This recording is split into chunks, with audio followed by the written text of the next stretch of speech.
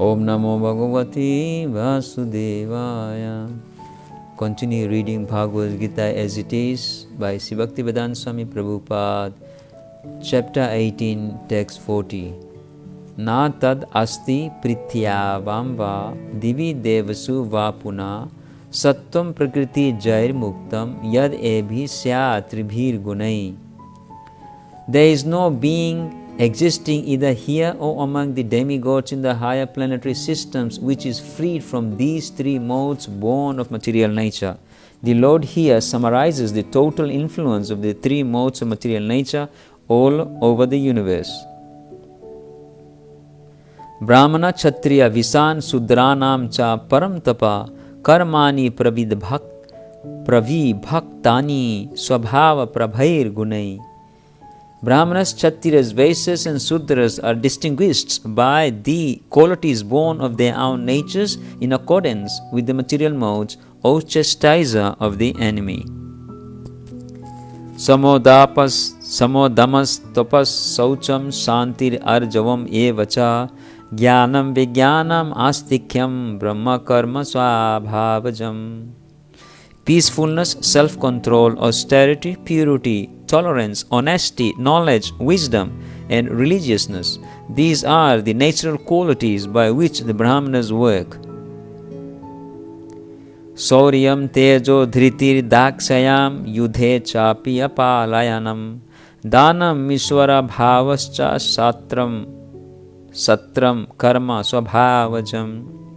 Heroism, power, determination, resourcefulness, courage in battle, generosity, and leadership are the natural qualities of work for the Kshatriyas. Krishi Goraksya Vanijyam Vaishya Karma Swabhavajam Paricharyatmakam Karma Sudrasyapi Swabhavajam. Farming, cow protection, and business are the natural work for the Vaishyas, and for the Sudras they are labor and service to others. Swaya swaya karmani abhirataha samsiddhim labate nara swakarma nirata siddhim yatha vindati chachrunu. By following his qualities of work, every man can become perfect. Now, please hear from me how this can be done. Yatha pravritir bhutanam yena sarvamidam tatam swakarmanatam abhyarcha siddhim vindati manava. By worship of the Lord, who is the source of all beings and who is all-pervading, a man can attain perfection through performing his own work. As stated in the 15th chapter, all living beings are fragmental parts and parcels of the Supreme Lord.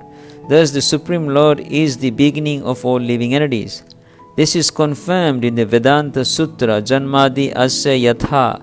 The Supreme Lord is therefore the beginning of life of every living entity. And as stated in the 7th chapter of Bhagavad Gita, the Supreme Lord by his two energies, his external energy and his internal energy, is all-pervading. Therefore, one should worship the Supreme Lord with his energies. Generally, the Vaishnava devotees worship the Supreme Lord with his internal energy. His external energy is a perverted reflection of the internal energy. The external energy is a background, but the Supreme Lord, by the expansion of his plenary portion as Paramatma, is situated everywhere. He is the supersoul of all demigods, all human beings, all animals, everywhere. One should, therefore, know that as part and parcel of the Supreme Lord, one has his duty to render service unto the Supreme.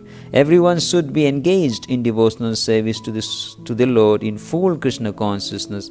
That is recommended in this verse.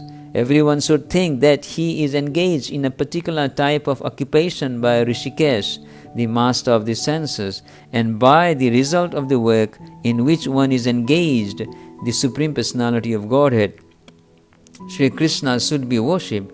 If one thinks always in this way in full Krishna consciousness, then, by the grace of the Lord, he becomes fully aware of everything.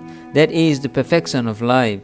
The Lord says in Bhagavad Gita 12:7, Tesam aham samudharata The Supreme Lord Himself takes charge of delivering such a devotee.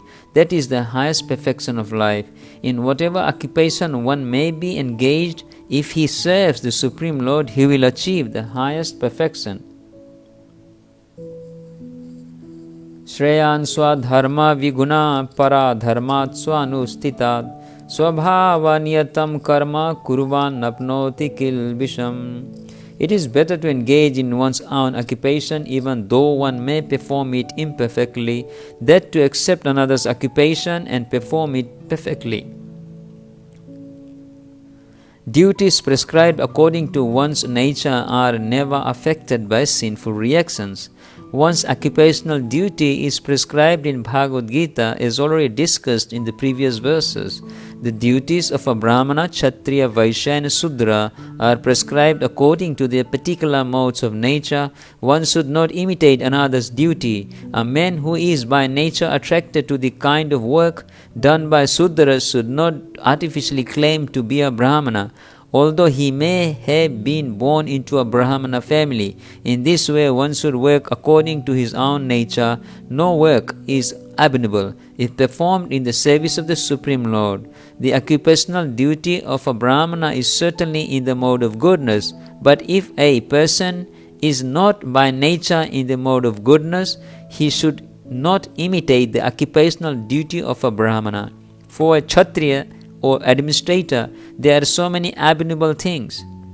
A Kshatriya has to be violent to kill enemies, and sometimes a Kshatriya has to tell lies for the sake of diplomacy. Such violence and duplicity accompany political affairs. But a Kshatriya is not supposed to give up his occupational duty and try to perform the duties of a Brahmana. One should act to satisfy the Supreme Lord. For example, Arjuna was a Kshatriya. He was hesitating to fight the other party. But if such fighting is performed for the sake of Krishna, the Supreme Personality of Godhead, there need be no fear of degradation. In the business field also, sometimes a merchant has to tell so many lies to make a profit.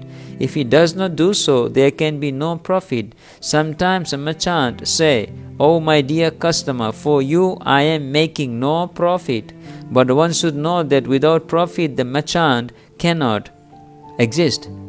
Therefore, it should be taken as a simple lie if a merchant says that he is not making a profit. But the merchant should not think that because he is engaged in an occupation in which the telling of lies is compulsory, he should give up his profession and pursue the profession of a Brahmana. That is not recommended. Whether one is a Kshatriya, a Vaishya or a Sudra, doesn't matter. If he serves by his work the Supreme Personality of Godhead, even Brahmanas who perform different types of sacrifice sometimes must kill animals, because sometimes animals are sacrificed in such ceremonies.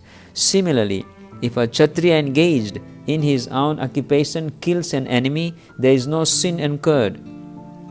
In the third chapter, these matters have been clearly and elaborately explained.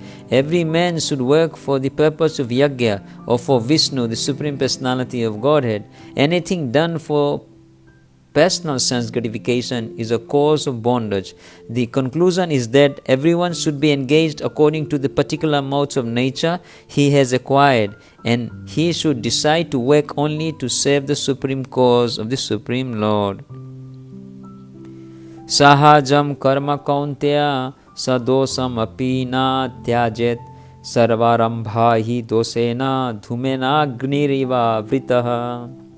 Every endeavor is covered by some fault.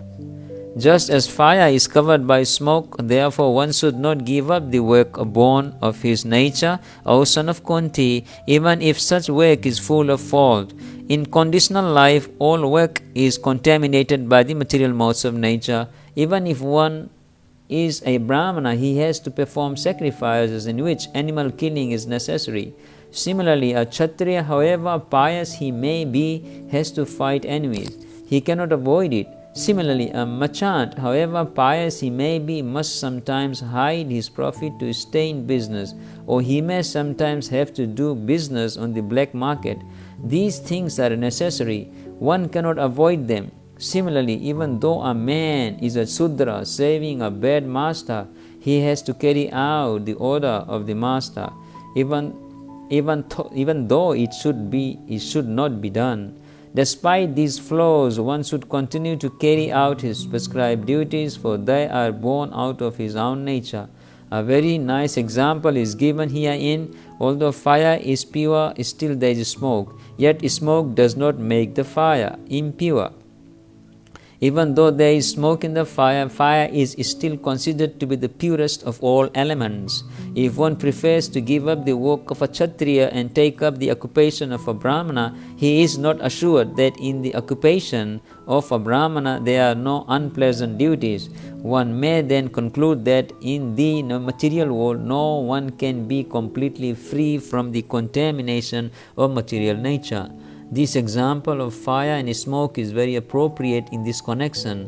When in the winter time one takes a stone from the fire, sometimes smoke disturbs the eyes and other parts of the body, but still one must make use of the fire despite disturbing conditions.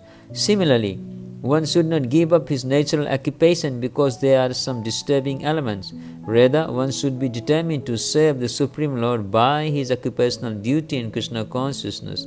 That is the perfectional point. When a particular type of occupation is performed for the satisfaction of the Supreme Lord, all the defects in that particular occupation are purified. When the results of work are purified and when connected with devotional service, one becomes perfect in seeing the self within, and that is self-realization.